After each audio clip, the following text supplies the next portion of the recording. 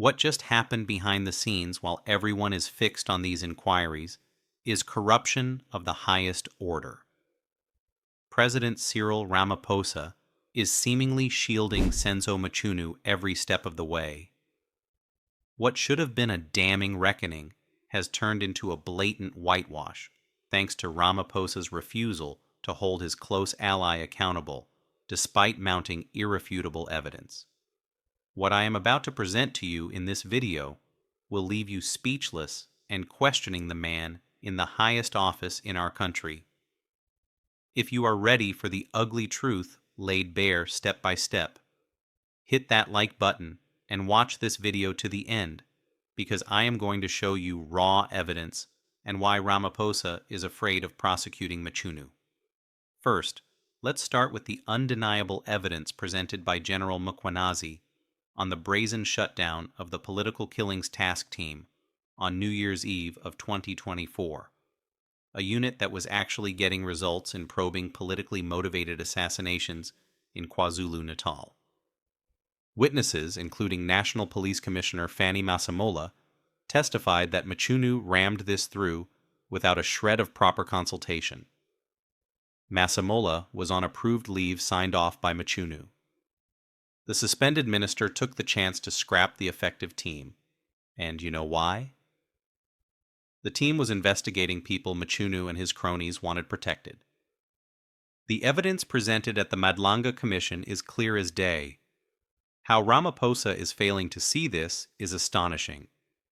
Vusimuzi Kat Madlanga was communicating with the minister through Brown Magotsi. Madlanga was bankrolling Mchunu's ANC presidential ambitions and disbanding the PKTT conveniently halted probes closing in on him. The proof? WhatsApp messages showing Magotsi tipping Madlanga off about the shutdown in advance.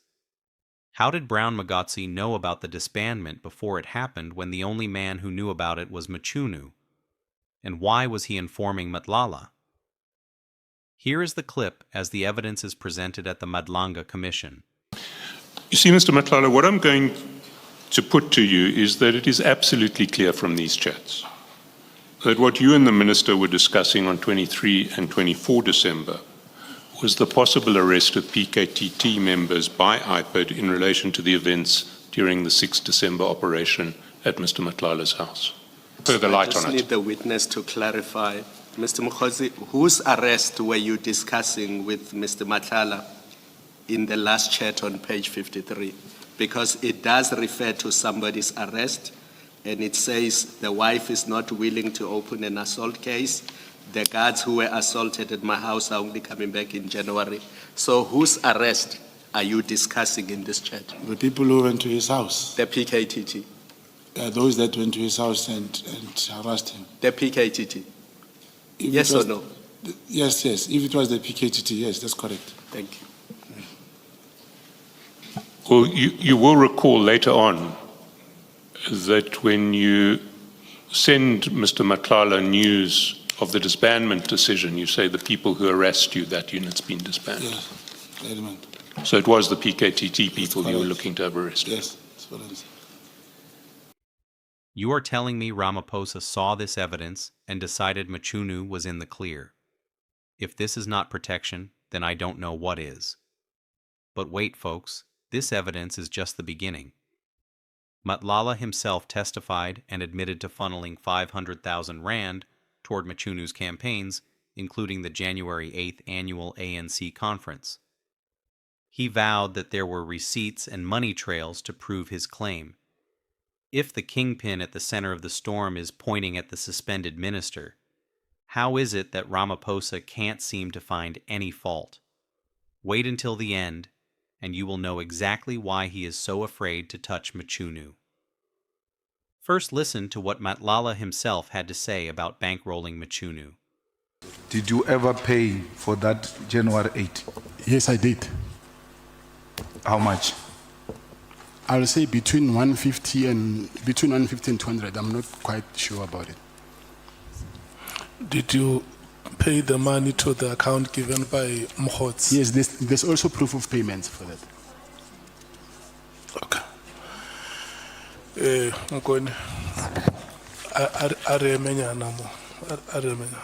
Is there anybody who wants to speak to this matter? Okay. Honorable Nomvalo, Honorable Skosana, Honorable Sangoni, Honorable Mwango. Yeah, so when you paid this 150,000, was it upon request from Mr. Brown Mukhodzi? I mean, Yeah. so he requested. Yes, but I didn't pay 150 once. It was accommodation, flights. So did he what he wanted the money for? Did he say that, can you give us this assistance for this activity? Yes, he said that. He said for January 8. Yes. Did he mention who was also to benefit from that amount? Yes, he said the minister. So he was asking the money on behalf of the minister. That is how he requested for it. According to him, yes. According to him. Yes. Him and the minister, or the minister only? Say that again? Him and the minister, according to his request, was it for him and the minister or for the minister only? No, it was, from what I understand, the minister sent him to go and ask for donations there and there.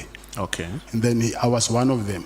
Okay. And then he asked me that money so I can donate for them for this January 8th thing of theirs. So I don't know who was going to benefit there. So you just send the money, you don't know how it was spent and on what?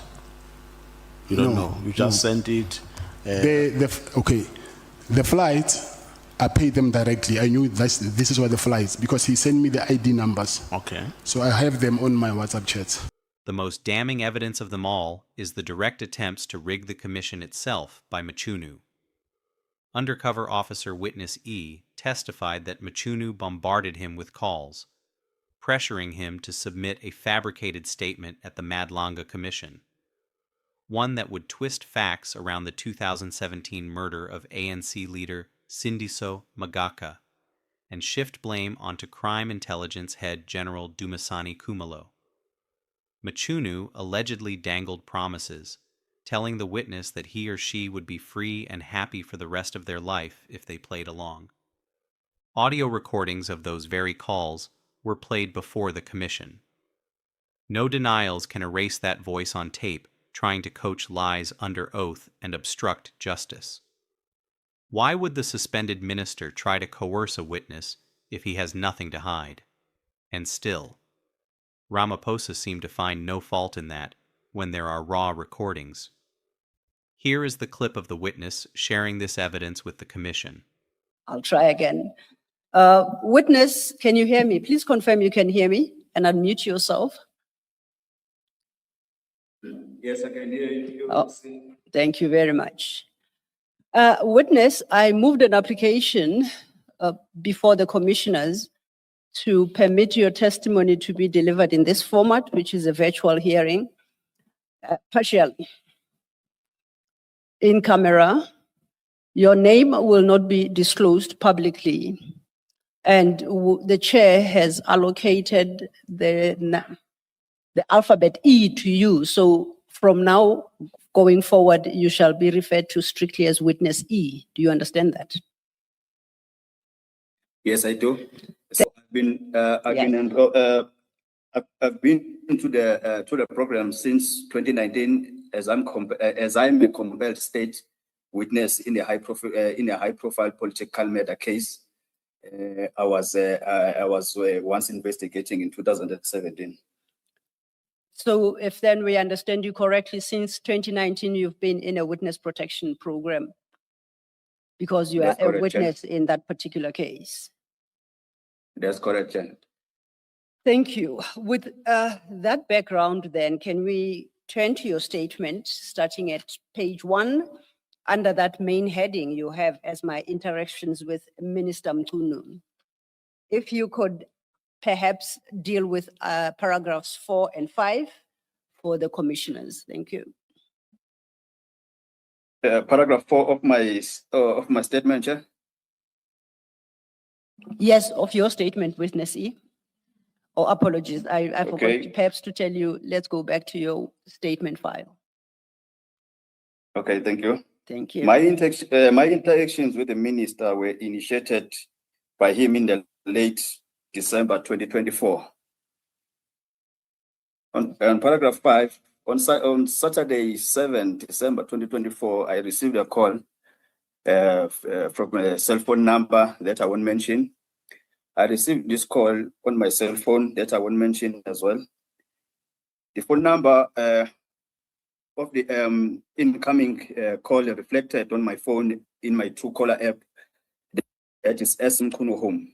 When I answered the call, the person on the other end of the call said to me, "Do you know who you are talking to?" My response was that I have no idea who it was. Then the person responded by saying, "This is your commander, Minister of Police, Senzomchunu." I was surprised to receive a call from the minister, but at the same time, I was shocked and also excited that I received a call from a minister of police on this number.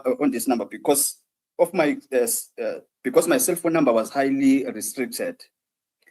I'm saying this because outside of a closed cycle in the law enforcement, only few people have got my number, and the other people who might have my number or who does have my number is the Office of the Inspector General of Intelligence.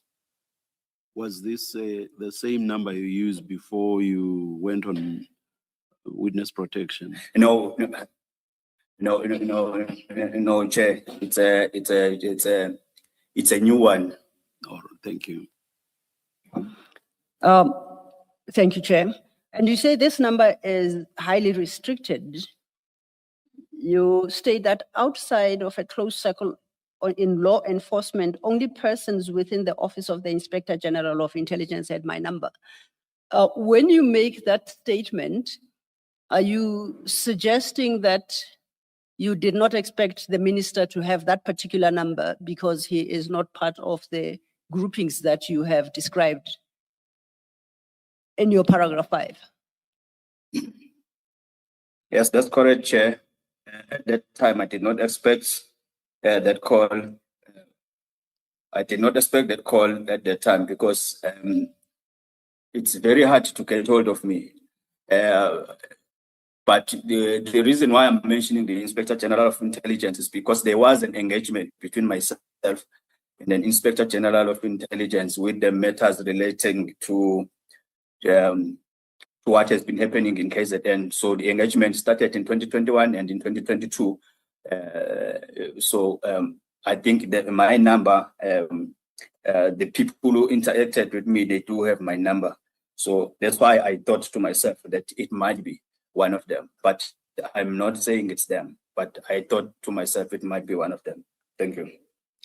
Thank you, witness. Understood.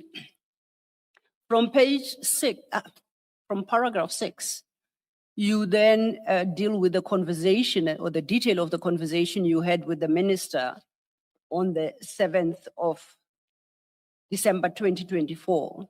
If you could then take it up from your paragraph 6. Thank you. In paragraph 6, it's when the minister said to me, he heard a lot about me and that I have an information about the killing of Mr. Cindy Somakaka and other ANC councillors in KZN. And he said that to me. He heard that I have information about the SAPS crime intelligence officials who were involved in the planning and killing of Mr. Cindy Somakaka. I then asked the minister, where did he get that information? But in his response, he said that will be the topic for another day. He did not reveal. Please continue. Thank you. Please continue from your paragraph. In paragraph 7, he then asked me as to what happened leading to the killing of Cindy Somakaka. And I informed him about what happened. And in particular, he asked me, who are the SAPS officials who were involved in the planning and the killing. And I told him who are those officials and what was their role in the killing of Magaga. And I did give him all the names of those officials, but even though legally, I think I might not be at liberty to disclose them in a public platform, but or in this forum. But I did give him all the names and who played what role. Thank you. You indicate there that the minister asked what happened to the killing of Mr. Magaga, and you informed him. You do not state in your statement what you actually said to him. My question to you is, did you disclose in full everything you knew about the killing of Mr. Magaga to the minister in your conversation? Chair, the killing of Magaga was a crime. So I disclosed everything. I left no stone unturned there. I disclosed everything to him. Thank you. And as you say further on in that paragraph, you also disclose the identities of the persons you say are police officers who were involved in the planning and the killing of Mr. Magaga. Yes, I did so, Chair. Witness E, why did you feel free to share this information with the minister? I think earlier on you said, even though you were not supposed to, you told him everything.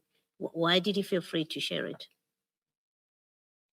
Because he was a minister of police at the time. So I saw no problem to share the information with him. Thank you. If then I may follow up on your response to Commissioner Baloyi's question, is your logic that had the same person called you at the time, but he was not Minister of Police at the time, you would not have shared that information? Is that what you are communicating? I was not. I was not at all.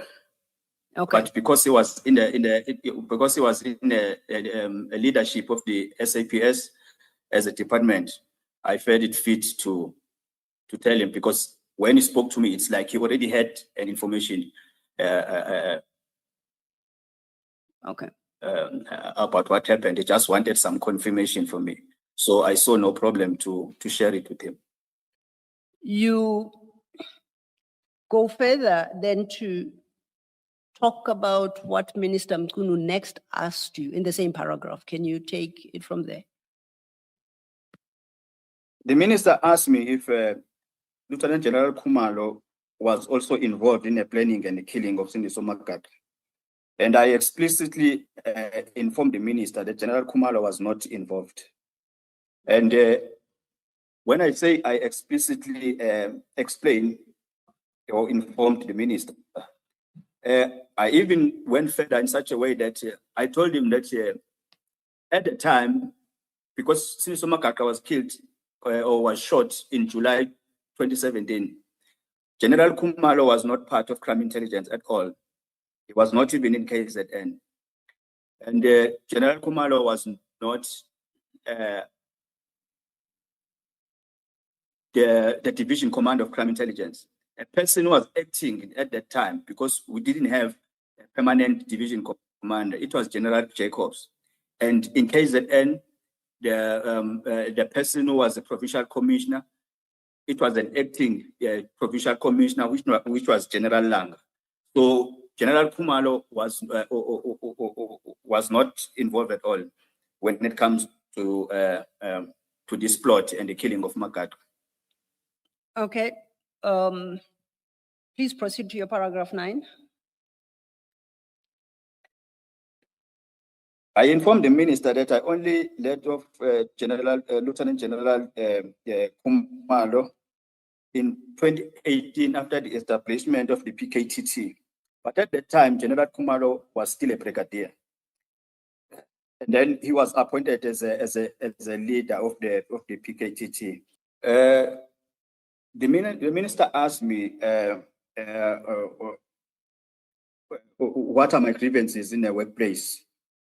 And my response to him was that due to my stay in the program for 7 years, I am sitting in one rank for 14 years, whereas my other colleagues whom I trained with were getting promotions and being moved to the next ranks, but myself, I was always being overlooked with my experience and my contribution. The minister then informed me to write my grievances in a form of an email and send them to him. He provided me with his email address, stated there, and then he further asked me if Minister Pegitele was also involved in the assassination of Makaka, and my response to him was that no, Minister Pegitele was not involved. And at that time, he was not even a minister of police, so he was not involved. Involved at all. Now let's get into details why Ramaphosa is protecting Mchunu. Remember when the suspended minister repeatedly name-dropped the president, claiming Ramaphosa concurred or was briefed and on board with disbanding the PKTT. Here are the clips. The president agreed to the disbandment of PKTT. The answer in the affidavit is that I briefed the president, he agreed with the briefing I gave him. So, Honorable Minister, is the answer yes? Yes, as is in the affidavit. The answer is yes. The answer which we must record is yes. Yes. Thank you. Even Masemola was stunned by this revelation, since Ramaphosa had personally praised the unit before, even tasking it with high-profile cases like Fort Hare murders. But remember, folks, these two ANC insiders go way back. Mchunu was appointed minister in 2024 under Ramaphosa's watch. And guess what? Mchunu oversaw aspects of the Fala Fala scandal probe as minister. He has information on the mysteriously top-secret classified IPID report on Ramaphosa's farm theft, and this is his potential leverage. Mchunu helped seal it away, shielding the president from full scrutiny. It's no coincidence the president is cautious with how he points the finger at Mchunu. It smells like mutual back-scratching. You protect my farm secrets, and I protect your dodgy decisions.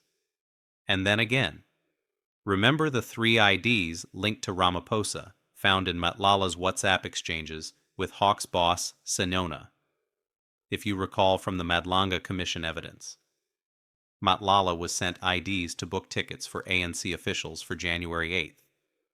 All this was mostly facilitated through Mogotsi and Mchunu, meaning if the president was in on this chaos, Mchunu has records and evidence Ramaphosa can't afford to see the light of day. Despite the avalanche of evidence including documents, messages, financial trails, and those explosive audio tapes, Ramaphosa's presidency declared in January 2026 that Mchunu is not implicated in the Commission's December 2025 interim report. No spot on the list of 14 officials referred for probes. It's clear why Mchunu seems to be untouchable, and this might be the final nail in the failing legacy of Ramaphosa's presidency,